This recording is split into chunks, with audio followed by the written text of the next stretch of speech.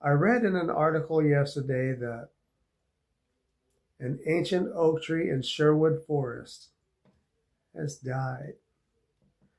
And it's kind of a big deal because legend has it that Robinhood once sought shelter under the branches of that oak tree. And they gave numerous reasons why there were numerous reasons attached to why it might have died, things that might have attributed to it. Among which was foot traffic. They say thousands and thousands of people traipsing around Sherwood Forest to go see this tree annually, right? Every year, every month, so many thousands of people. Well, it's sandy soil there, and they said that could have compacted, the soil around it, and that could have attributed to it.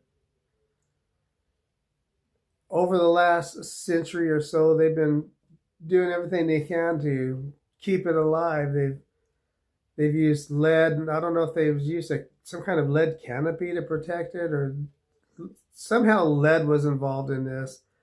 Iron. They even use concrete or cement. I don't know if they were packing in gaps or putting around. I'm not sure what they were doing with the concrete. The pictures I saw of it, I didn't see any concrete. But all these things, they said, well, this could have attributed to the death of this ancient oak tree, this English oak. They even brought up climate change. Now, climate change seems to be the catch-all, free-all, do-all phrase these days. Climate change this, climate change that. I don't want to get into the climate change argument. That's not what I'm here for. I want to talk about this tree because I found it fascinating, for one thing. I've always been a Robinhood fan, right? Since I was a little kid. Robinhood, the old Disney cartoons, right? Roger Miller did the soundtrack for the Disney cartoon back in the 60s. Roger Miller, a great songwriter, singer.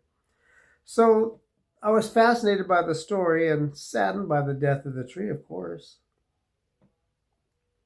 But let's look at a couple of things. Now, they mention climate change among the foot traffic, the different ways they tried to, bolster the tree to keep it alive, what they were doing. Iron, lead, concrete, foot traffic and climate change could all have attributed to the death of this tree.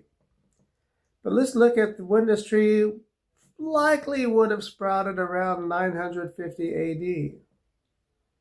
So from the time of the birth of this tree to about 1250 AD, we had what was called the medieval warming period. Weather was nice and warm. Now, I wasn't there, but I would guess it's kind of like what's happening now. They say things are warming up. From 950 to 1250, nice warming, what they call the medieval warm period. Then from around 1250 to around 1850, we had the mini ice age, which I guess is just cooler weather overall. But let's take a look at one thing real fast.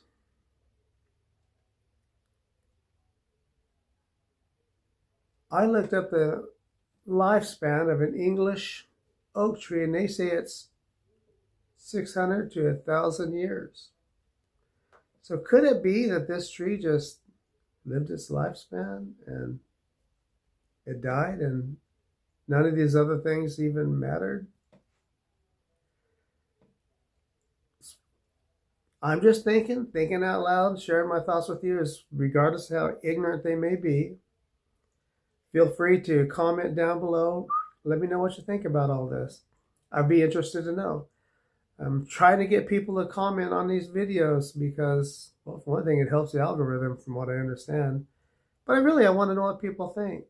So, Let me know, is it just the age of the tree? Was it these different factors, climate change, foot traffic, the different ways they use to try to protect this tree? Look at the tree, look it up, and let me know what you think. And I would like to leave this video with a good thought, with a kind thought. And that is, whoever's in charge of Sherwood Forest, whatever's going on over there, I think they've decided that they're going to let this tree stand. It will not produce leaves anymore if it is actually dead, which apparently it is. But they're going to let it stand kind of as a monument, you know. And maybe, if we're lucky, if you're watching, if you catch this in England, if you're watching this, you should put a plaque up there, some kind of a monument to let people know about the age of the tree, its history, and things like that that have happened around it. Anyways, have a great day. This is Jeff. I will be back. And yeah, thank you for watching.